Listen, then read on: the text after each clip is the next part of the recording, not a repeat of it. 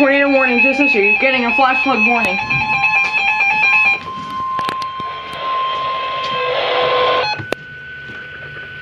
The National Weather Service in Sterling, Virginia has issued a flash flood warning for the District of Columbia until 6:30 p.m. At 3:24 p.m., National Weather Service Doppler radar indicated very heavy rain capable of producing flash flooding.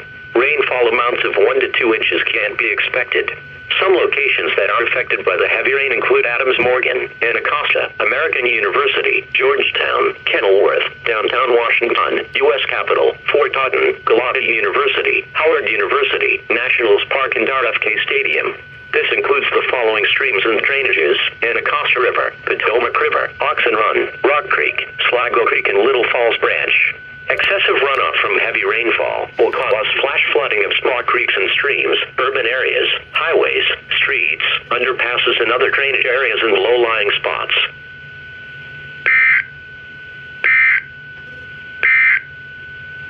The National Weather Service in Sterling, Virginia